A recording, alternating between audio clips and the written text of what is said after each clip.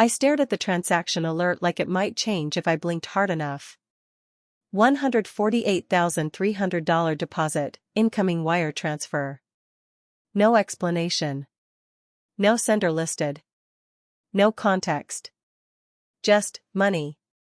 I hadn't expected it. I hadn't asked for it. And I definitely didn't trust it. I'm Eva. I'm 31.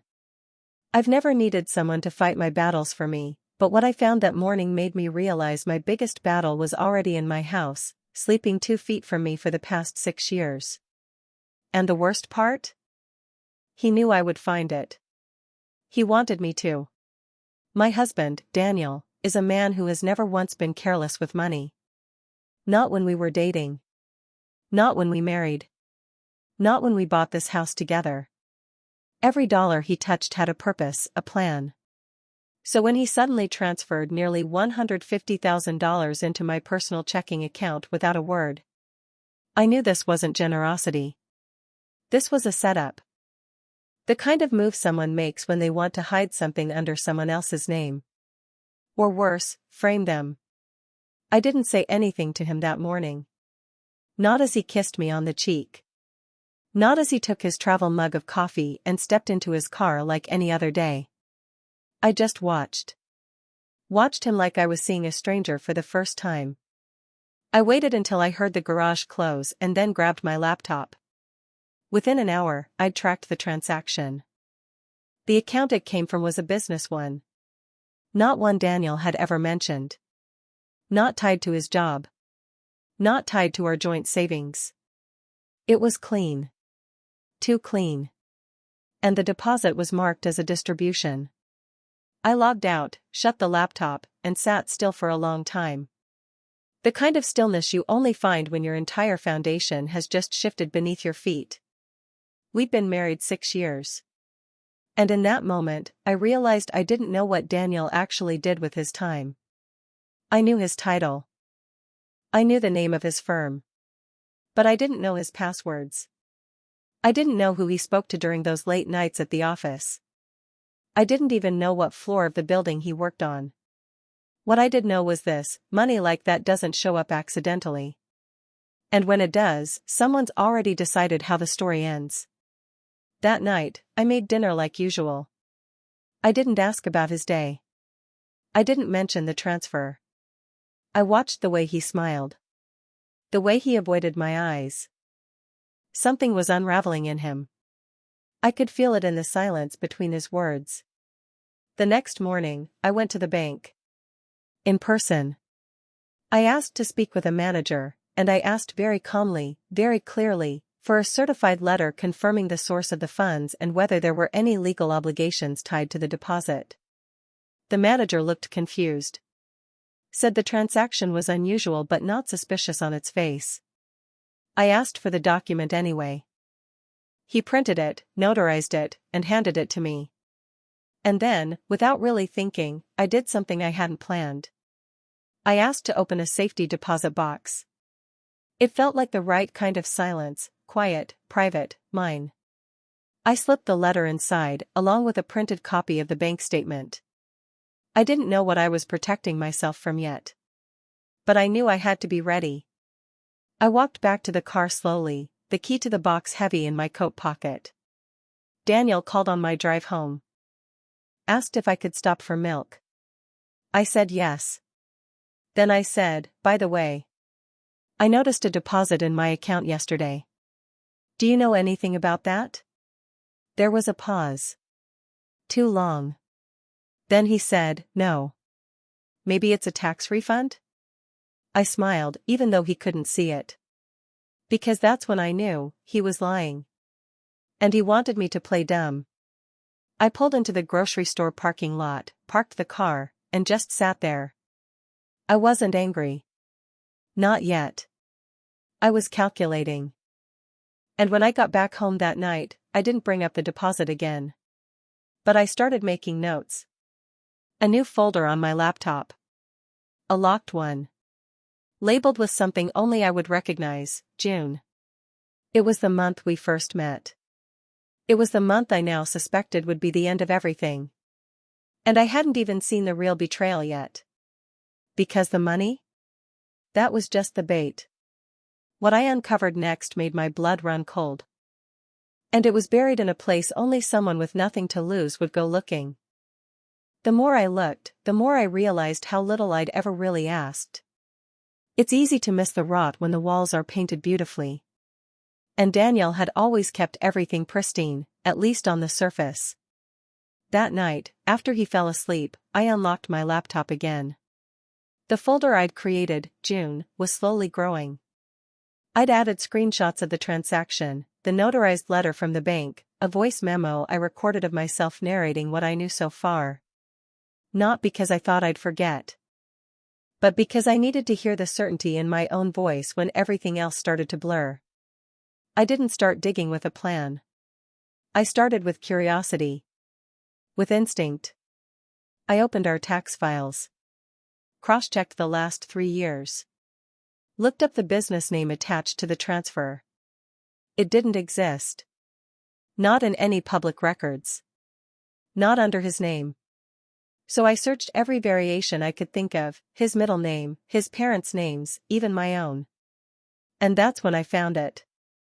A quiet little LLC tucked inside a state we'd never even been to. Registered 4 months ago, under a mailing address that led to a strip mall mailbox rental. I clicked through until I found the state registration. The listed manager?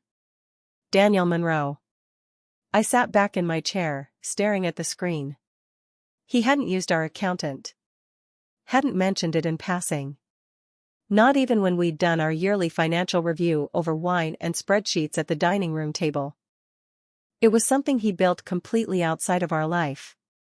A second skin. That was the moment something shifted in me. Not anger. Not sadness. Not even fear. It was focus. He wasn't planning something. He had already done it. The money wasn't a mistake. It was a move. The next morning, I watched him shave. His towel slung around his hips, steam curling up from the sink. He smiled at me in the mirror. He said, "You're up early." I replied, "Couldn't sleep." He leaned over and kissed my cheek. Just like every morning. As if he hadn't transferred $148,000 into my name like a trapdoor under my feet. I started to think back, retracing the quiet spaces in our timeline. The extra hour here. The business trip that extended a day too long. The missing invoices from his freelance consulting. Things I'd chalked up to the stress of work, to the quiet drift that happens in long marriages. It hadn't been drift. It had been design. I drove out to the storage unit that afternoon. We'd kept one for years, mostly filled with old furniture, seasonal clothes, boxes of books we said we'd donate but never did. Daniel never came here, he hated the dust. But I needed a place to think. To move freely. To print documents and stash files. I brought a portable scanner. A burner drive. Everything I could find on that LLC I copied and saved. That night, I emailed my friend Laura. She's an estate attorney. Smart. Unsentimental. The kind of woman who can hear the word divorce without flinching. I wrote, hypothetically, if someone transferred a large sum into your account to implicate you in something financial, what protections exist? She replied in 8 minutes. Hypothetically? You'd want paper evidence of the source, of your lack of consent, and most importantly, a timeline. And you'd want to stop using that account immediately. I already had most of that. I hadn't touched the money. I hadn't even moved a cent. But now I had a new question: why put it in my name? Why risk involving me at all? The answer came 2 days later. I was sorting laundry when I saw his briefcase propped open in the bedroom. Normally he kept it zipped shut, everything filed tight. But that morning he'd rushed off for a meeting, left it half open. I didn't touch it at first. But as I passed, I saw the edge of a printed form peeking out. Government letterhead. I picked it up. A federal disclosure document. One that mentioned a pending audit. And on the second page, my name. He hadn't just hidden money. He'd created a paper trail that made it look like I was the one misreporting income. It was suddenly very clear. If things went south, I'd be the fall. Not him. I stood there, holding that page, and everything inside me quieted. The kind of silence that comes right before a storm. But not a wild one. Not explosive. No, this was the stillness of precision. I returned the paper exactly where I found it. Then I walked into the bathroom and stared at myself in the mirror. This was not about love. This was not about marriage. This was war. And I had to win without ever raising my voice. I opened my phone and called Laura. I said, I need an appointment. Privately. No paper trail. She paused. Eva, what's going on? I replied, something I should have seen coming. But now I need to see it through. The next morning, I did something Daniel never would have expected. I packed a bag and told him I was going to visit my sister. He smiled, barely glancing up from his laptop. He said, tell her I said hi. I kissed his cheek. Just like every morning. Then I walked out the door. But I didn't go to my sister's. I went to the bank. And I asked to speak to someone about freezing the account. They said I'd need authorization. I handed them the letter from the manager, the deposit record, and then I opened my purse and laid down a printout from Daniel's LLC, showing the money originated with him. I said, I'm not authorizing anything. I'm protecting myself. The man behind the desk looked startled. Then nodded. He said they'd flagged the account. Add notes. Monitor for anything unusual. I smiled softly. It was the first time I'd felt the ground steady beneath me in days. When I left, I didn't go home. I drove 3 hours to Lara's office and stayed the night in a nearby motel. She looked over everything with that quiet gravity I'd always trusted. She said, Eva, he's building a case. And it ends with you on the hook. I nodded. I already knew. She asked, do you want out? Or do you want control? And without hesitating, I said, I want both. We stayed up past midnight laying out the timeline, documenting everything. And for the first time, I didn't feel afraid. I felt sharp. I felt ready. Because Daniel thought he'd buried me under money. But what he didn't realize is, I'd been studying escape routes my entire life. And this time, I'd already mapped the exit. What I found the next morning in our home office drawer. It wasn't a withdrawal slip. It was something far worse. And now, he'd given me the proof I needed. The one thing he couldn't take back. He'd hidden it in plain sight, like he thought I'd never look. Or worse, like he wanted me to. The envelope was unmarked. Just a thin, cream-colored rectangle slipped between our utility bills and the desk drawer. I pulled it out, expecting something harmless, maybe a misplaced receipt or a copy of our mortgage statement. What I found instead was a power of attorney form. Pre-signed. My name printed at the top. Not his.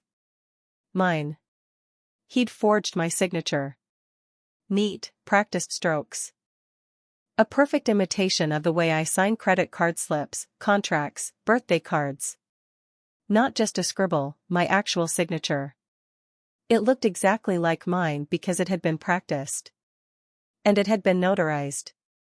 I sat down on the edge of the bed. My chest didn't race. My hands didn't shake. What I felt was quieter than panic. It was betrayal, distilled. This wasn't just an attempt to involve me. It was a long game. One that required preparation. Timing. Coordination. He'd made me the legal agent on documents I had never seen. Which meant he could have used my name for anything. Loan applications. Property purchases. Business licenses. Even debt. I flipped the document over. It was dated 4 weeks ago. 2 weeks before the transfer. I scanned the notary seal, then looked up the registration number. It belonged to someone 2 towns over, a woman whose name I didn't recognize. My stomach turned. Either he'd paid her to look the other way, or he'd taken a real signature from a different document and repurposed it. I was starting to see the scope of it. He wasn't just planning for a future without me. He was weaponizing me in the process. I took photos of every page. Uploaded them to the secure drive Lara helped me set up. Then I put the envelope back exactly where I found it. If Daniel wanted me to stumble into his trap, I'd give him the performance of a lifetime. But I'd do it on my terms. That evening, I came home and made dinner like nothing had changed. Roasted chicken. Asparagus. Lemon potatoes. His favorite. He poured us each a glass of wine, swirling it like he always did, performing confidence. I watched his hands. They didn't tremble. Which meant he still thought he was ahead. He said, "You seem more relaxed lately." I replied, "I've had time to think." That always helps. We clinked glasses. He smiled. And I smiled back. But inside, I was calculating. Because the only thing more dangerous than a liar is one who thinks they're smarter than you. 2 days later, the pressure began. Subtle, at first. He started asking about our shared accounts again. If I'd checked the balances. If I'd seen the recent deposits. If I wanted to look at some new investment ideas. Each time, I answered calmly. Vague interest. Nothing too sharp. But I saw what he was doing. He was watching for signs. Trying to figure out if I suspected anything. Trying to steer the narrative before I could change the plot. I didn't bite. Instead, I started planting my own signals, details just misaligned enough to make him uneasy. A browser window left open to a legal site. A mention of updating my beneficiary info. A half-folded copy of a prenuptial agreement from a friend's divorce case left on the kitchen table. Tiny things. Whispers of autonomy. The tension built slowly, like heat in a sealed room. One night, he came home later than usual. I was in bed pretending to sleep. He stood in the doorway longer than necessary. I could feel his eyes on me. And when he finally got into bed, he didn't say a word. The next morning, I received an email from our accountant. Subject line, follow-up on new filing instructions. I hadn't contacted her. I opened the message. Attached was a copy of a new business tax structure. One that showed me listed as the primary manager of Daniel's LLC. It had been submitted under my name 2 days ago. Filed with my supposed authorization. All forged. The accountant assumed I'd given approval. The email thread showed someone posing as me, responding in brief, professional replies. The tone wasn't quite right, but it was close. Too close. I called her immediately. I said, "There's been a mistake. I never sent these." Her voice changed. That slight pause before concern takes shape. She said, "Eva. I'll flag it. I'm so sorry. I thought it came from you." I thanked her. Told her I'd follow up with documentation. Then hung up and sat in the stillness of our living room, staring at the framed wedding photo on the mantel. He was dismantling our life from the inside out, wearing my face to do it. And the worst part? He didn't even flinch. The next night, I confronted him without confrontation. I said, "Did you ever think we'd end up here?" He looked at me, caught off guard. He said, "Where's here?" I let the silence hang for a second too long. Then smiled. I replied, "You know, drifting. Changing. Becoming strangers in the same house." He reached for my hand. He said, "It's just a rough patch. We've both been stressed." I nodded. Let him believe I was pulling closer. Let him believe I was still sleepwalking. The more he thought I trusted him, the less careful he'd be. The pressure continued. Small manipulations, questions about my schedule, who I was talking to, what I was working on in the office. He started calling during the day more often, asking if I needed anything. He was closing in. And I was letting him. I met Laura again 2 days later. She looked through the latest documents, the power of attorney, the email headers. She said, "You have everything. You could go to the police now." I replied, "Not yet. I want him to show his hand. I want to know how far he's willing to go. Because I didn't just want to escape this. I wanted to reverse it. I wanted to walk into the fire he set, and burn down the illusion he'd built around me. I wanted him to see that the woman he thought was passive was patient. Because what he didn't realize is that I hadn't been hiding. I'd been watching. And now, I knew exactly what he was going to do next. He just didn't know I was already there, waiting. He underestimated me the way predators always do, mistaking silence for softness. But I wasn't soft anymore. I was sharpening. The day after my meeting with Laura, I went to the courthouse. Not to file anything. Just to walk the halls. I needed to feel the cold geometry of that place. The weight of the marble beneath my feet. The finality of the documents filed behind glass and silence. I needed to look at the future I was building and remind myself what was at stake. My marriage was no longer a life. It was a structure. And I was about to demolish it, one calculated inch at a time. When I got back home, I printed everything. A complete dossier. Emails. Documents.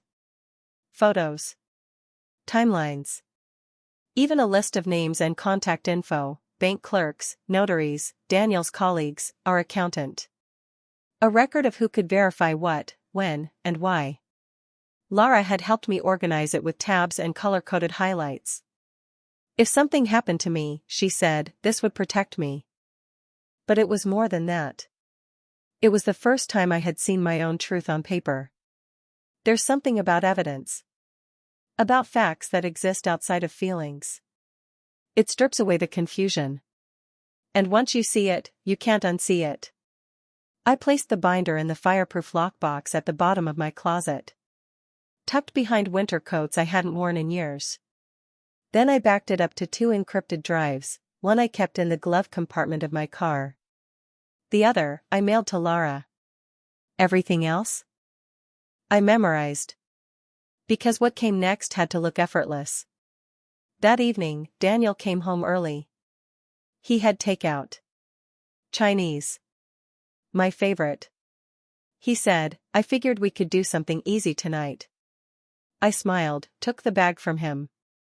Nodded like everything was normal. He poured wine. Asked about my day. I replied, "Quiet.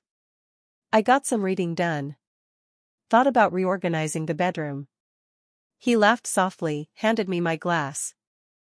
We sat across from each other on the couch like strangers at a train station, waiting for different departures, pretending we'd share the same ride. I watched him eat. Noticed the way he checked his phone between bites. He was waiting for something. And when he got up to throw out the containers, I glanced at his screen. A message preview blinked for half a second before it disappeared. Confirmed, docs filed. 2 to 3 days. He returned, oblivious. But I already knew. He was finalizing something. And it was going to land in my name. The next morning, I called the title office. Asked casually if anything had been recorded recently under my name. A deed, a lien, a mortgage application. The clerk paused. She said, "Actually, yes. There's a deed transfer scheduled for recording. Commercial property in Raleigh. You're listed as the buyer." I hung up before my voice cracked. Daniel had purchased a property under my name. Which meant one thing, he was about to bury something there. Maybe debt. Maybe fraud. Maybe worse. I didn't cry. I wrote down the parcel number. And I called a private investigator. His name was Stephen. Referred by Laura. Quiet. Discreet.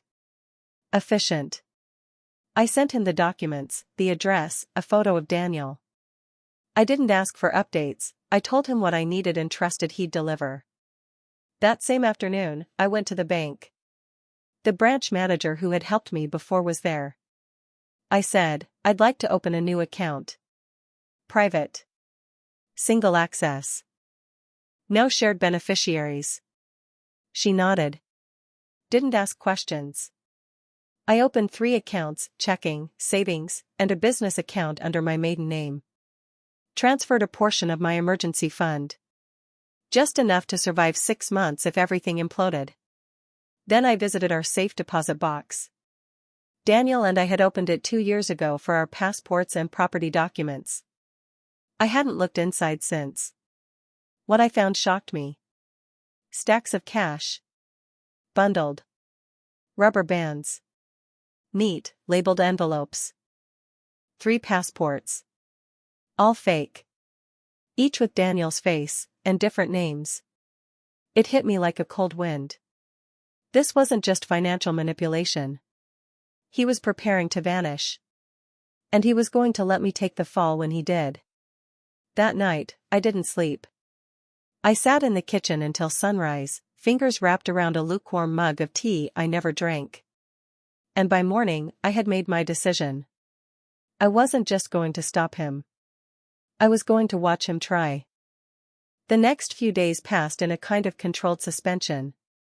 Daniel became more attentive. More present.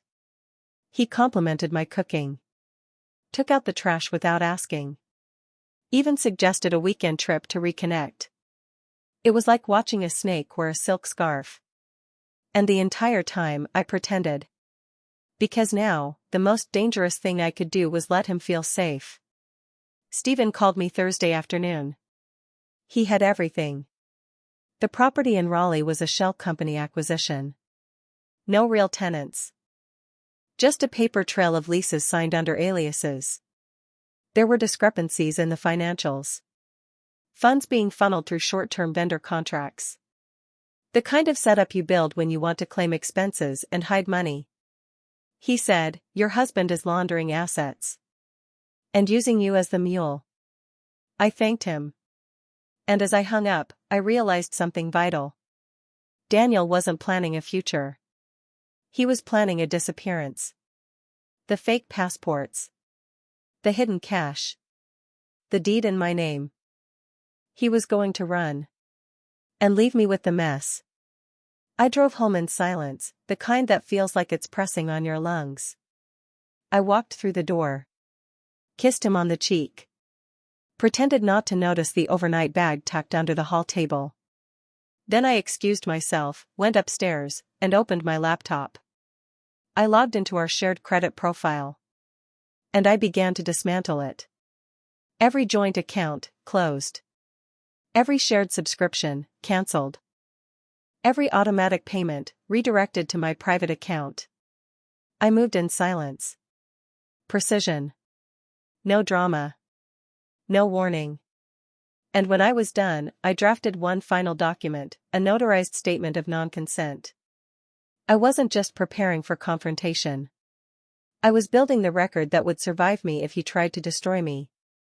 The next morning, he left for work early. But I knew better. He wasn't going to the office. He was going to meet someone. Maybe finalize something. Maybe disappear. And when he did? I'd already be waiting, at the bank, with the documents, the proof, the files. Because I wasn't his backup plan anymore. I was the trap. And in 48 hours, I would bring him face to face with everything he thought he buried.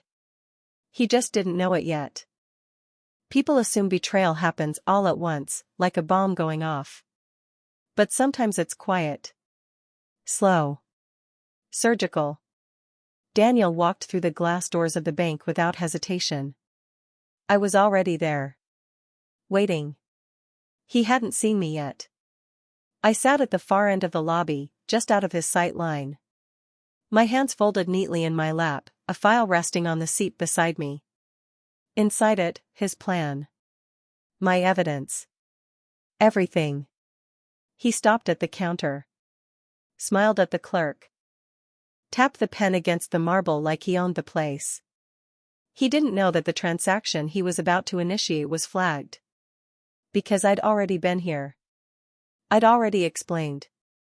Already presented the paper trail. Already proven the deposits, the forged documents, the false identity filings, all tied to him. The manager would delay him. Politely. Long enough for me to step forward. I rose from my seat and walked across the room.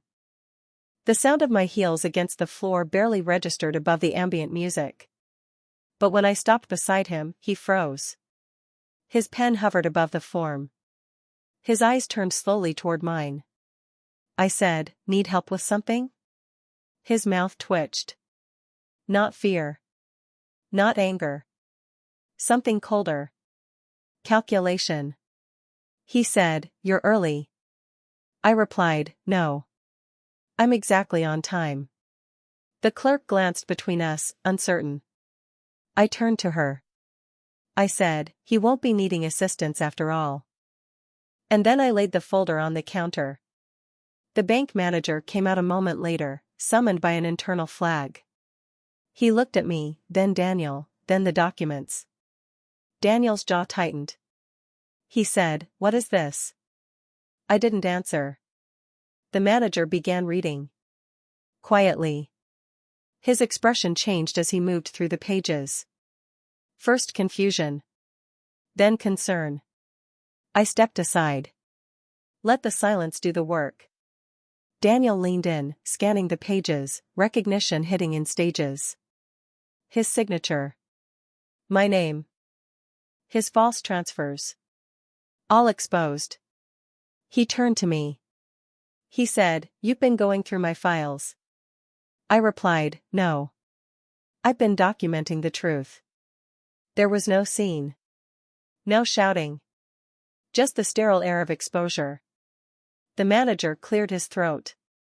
He said, "Mr. Monroe, we'll need to place a temporary hold on this account while we investigate further." Daniel didn't respond. I watched the muscles in his jaw clench, but his voice stayed even. He said, "I'll have my attorney contact you." I replied, "Please do." He turned to leave. But I stepped in front of him, blocking the exit just long enough to whisper. I said, "You thought I'd break quietly." His eyes met mine. Dark. Controlled. I didn't blink. I added, "But I don't break. I plan." He brushed past me without a word. I let him go. Because the next move was mine. Outside, the air was sharp. The kind that wakes you up.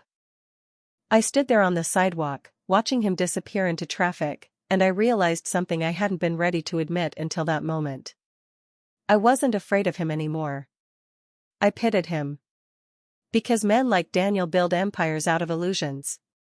And when someone pulls back the curtain, all that's left is a man running from himself. By the time I got home, the wheels were already turning. Stephen had filed the private report with Laura. Every fake lease, every passport alias, every account he'd opened in my name, submitted and timestamped. The bank would follow procedure. But I had leverage now. Laura called me that evening. She said, "He's going to lawyer up. You ready?" I nodded, even though she couldn't see me. I replied, "I've been ready." Because it was no longer just about stopping Daniel. It was about reclaiming my name. The next morning, I sent him a message. 3 sentences. Simple. Final. I filed a sworn affidavit of non-consent. All assets with my name are frozen pending review. You may contact my attorney for any future communication. No response. Not immediately. But 4 hours later, I received a call from an unfamiliar number. It was his attorney. Polished. Stern. He wanted to discuss a reasonable resolution. I let Laura handle the response. We weren't negotiating. We were documenting. The confrontation happened in a conference room downtown. Neutral ground. Daniel arrived with 2 lawyers. I arrived with 1. No handshakes. No greetings. He looked tired. Not physically, but spiritually. The kind of exhaustion that comes from watching control slip through your fingers, one thread at a time. He tried to speak directly to me. He said, "Eva, we don't have to do this like enemies." I didn't respond. Lara did. She said, "We're here to protect her interests." Nothing more. The meeting was short. He wanted to settle. Avoid further investigation. He offered to transfer full ownership of the Raleigh property back to himself. I refused. Instead, I requested that the property be liquidated, with all proceeds held in escrow pending the results of the financial audit. His face twitched. He said, "You want to burn everything down?" I looked at him, calm. I replied, "No. I want the truth on record." We left the meeting with signed documents and a schedule for formal mediation. But I knew Daniel. He wasn't going to go quietly. That night, I installed a security system in the house. Not because I thought he'd come for me, but because people cornered by truth often lash out. I slept with my phone beside the bed. My laptop password changed. All access revoked. And yet, when I woke up to silence the next morning, I felt something I hadn't in weeks. Relief. Not peace. Not yet. But the air felt different. Lighter. The following day, Stephen emailed me one last report. There was a storage unit. One I hadn't known about. Registered under one of the alias names. Paid in cash. He asked if I wanted him to investigate. I said yes. And the moment he opened that unit, everything changed. Inside wasn't just evidence. It was something I hadn't expected to find at all. Something that wasn't his. Something that belonged to me. And suddenly, the betrayal wasn't just legal. It was personal. There are betrayals that cut clean, like knives. And then there are the ones that feel like rot, slow, hidden, and so deep you don't feel the damage until it's already destroyed everything underneath. Stephen sent me photos from the storage unit. The first few didn't surprise me: documents, burner phones, cash. All expected. Then the next image came through. And I stopped breathing. It was a journal. My journal. Not recent. An old one, leather-bound, the corners worn from years in my bag during grad school. I hadn't seen it in over a decade. I'd assumed I lost it in one of our moves. I never thought to ask Daniel if he'd seen it. Why would I? He'd told me it was probably boxed up somewhere. I believed him. The next photo was worse. It showed a stack of letters. Personal ones. From my mother. My best friend from college. Even a postcard from an old mentor I hadn't spoken to in years. All bundled neatly. Labeled with my maiden name. Things that had vanished without explanation. I used to think I was forgetful. That I misplaced things. That maybe in the chaos of working long hours and moving across states, I'd simply lost track. But I hadn't. Daniel had taken them. He had been collecting pieces of my life like souvenirs. Keeping them in a place I'd never find. Away from the home we built together. Not because he cared. Because he needed to know what I cherished most. So he could control it. Or destroy it, if I ever walked away. Stephen's final message was short: "There's more. You should see it yourself." I didn't wait. I drove there in silence, the storage key clutched in my hand so tightly it left a mark. The unit was small. Climate-controlled. Nondescript. I stepped inside and saw it with my own eyes, my past, catalogued like evidence. Photos, old notebooks, even a torn corner of a greeting card I remembered taping to the fridge once, years ago. It felt like standing in a museum of my own life curated by a stranger. And yet, it wasn't a stranger. It was the man I'd shared my home with. My bed. My trust. There was a folded document tucked behind the cash box in the corner. Not labeled. I unfolded it with shaking hands. It was a will. Not mine. Not his. A forged draft of one. Dated 2 years ago. It made me the sole inheritor of a fictitious estate, a shell company connected to another state. It looked real. Too real. I read it 3 times before the realization clicked into place. He'd planned to make me look like I was part of something bigger. Something corrupt. Something criminal. It wasn't about pinning blame anymore. It was about crafting a version of me that never existed, one he could use to vanish and leave behind a trail that led only to me. I backed out of the unit. Locked it. Called Stephen. Asked him to deliver everything directly to Lara. And then I sat in my car and didn't move for 30 minutes. I didn't cry. I didn't scream. I just sat there, letting the weight settle into my chest. There's a kind of heartbreak that isn't loud. It just hollows you out. That night, I drafted my final affidavit. Added every discovery, every detail, every piece of evidence with dates and annotations. Not for the courts, though Lara would file it. But for myself. I needed it recorded. I needed the truth to live somewhere other than my memory. The fallout began the next day. Daniel's accounts were flagged by federal investigators, prompted by the suspicious activity tied to the forged will. The audit he thought he'd hidden behind my name came crashing down around him. His lawyer reached out. Again. This time, the tone had shifted. No more smugness. No more veiled threats. Just panic, barely concealed under the veneer of professionalism. Lara called me immediately after their request. She said, "They're asking to settle out of court." Quietly. Full financial separation. No criminal charges pursued if you agree to a sealed mediation. I listened carefully. Then asked one question. I said, "Does the settlement include a public correction of the record?" She paused. "Not yet. But I can push for it." I nodded. That was the only thing I wanted. Not revenge. Not even the money. I wanted the record corrected. The version of me Daniel had tried to build, fraudster, accomplice, accessory, needed to be burned to the ground. And I wanted him to watch. We agreed to a final mediation. Held in a neutral office, with mediators present. No cameras. No press. Daniel didn't speak when I entered the room. He looked thinner. Hunched. Less precise.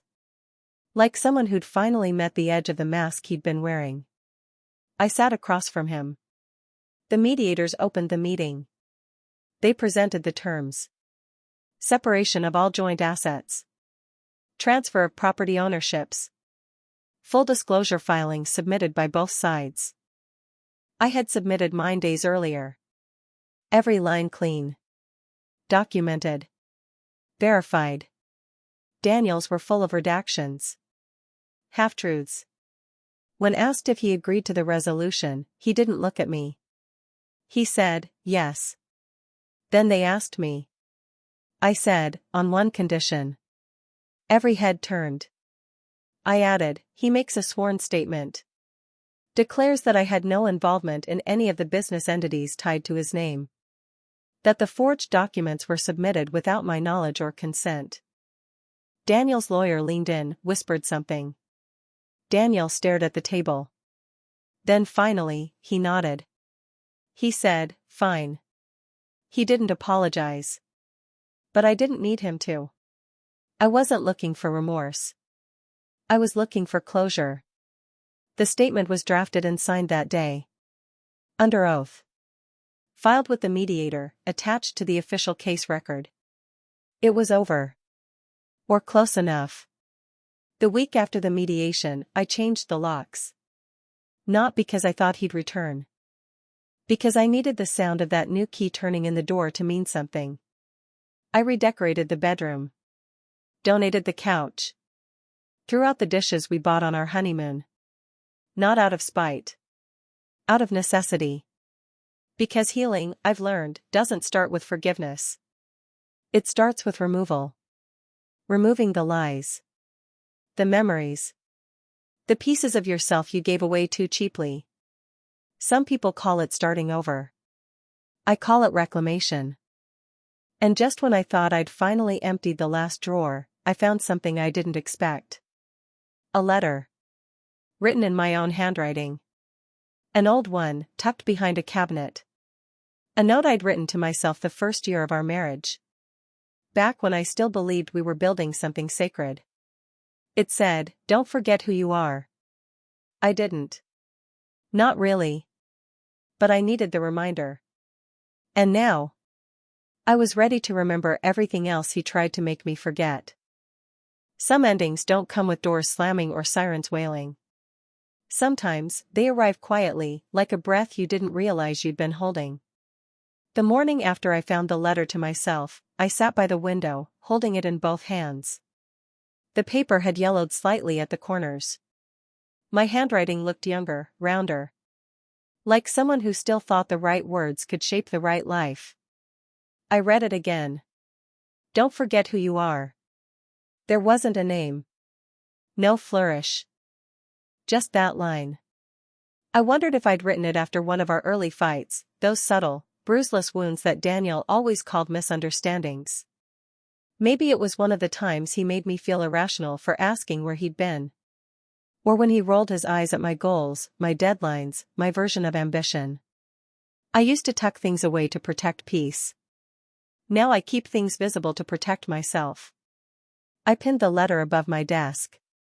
Not as a memorial, but a marker. The house was quiet now. I'd moved through every room and made deliberate choices about what stayed and what left. The hallway mirror, gone. He used to glance at it before walking out the door like he was checking the mask. I donated it. The espresso machine he never let me touch? Sold. The cash went into my emergency fund. The bedroom is different too. I moved the bed against a new wall. Repainted. Swapped out the linens for ones in a color I never chose while we were married, deep slate blue, calm and cold and grounding. For the first time in years, I sleep through the night. And I don't check the door twice before I do. The finalization came in a manila envelope. No dramatic courtroom. No gavel. Just a flat packet slid into my mailbox like it meant nothing. It meant everything. I opened it on the kitchen counter, peeled through the papers. Signature. Seal. Confirmation. Divorce granted. Financial separation complete. Affidavit submitted, notarized, and filed. It was done. Not in the way people imagine, no scorched earth, no vindication parade. Just done. And what was left was quiet. I expected to feel something loud. Joy. Grief. Even rage. Instead, it was stillness. A kind I hadn't felt since before Daniel. Before the slow unraveling that became my everyday. Freedom doesn't always feel like flying. Sometimes, it feels like finally standing still.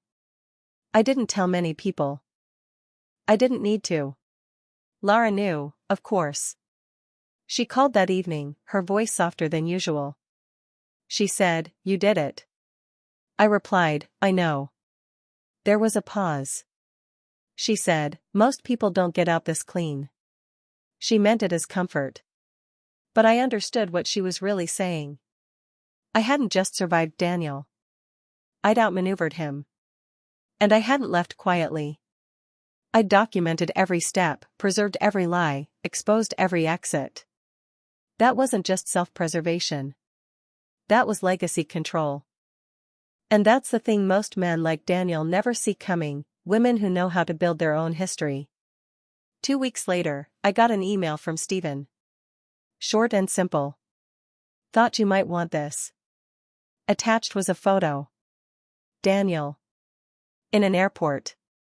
Alone. No bags. Just a phone in his hand and a look on his face that said the walls were closing in. Steven said he hadn't left the country. The fake passports were flagged. The property in Raleigh had been seized for audit. His new business filings were frozen. No charges had been filed yet, but it was only a matter of time. And when they came, I'd have nothing to do with them. My name was clean. My accounts secure. My records protected. I replied with 2 words. Let him. There's no revenge in watching someone fall apart. Just the quiet knowledge that you didn't follow them down. I've started writing again.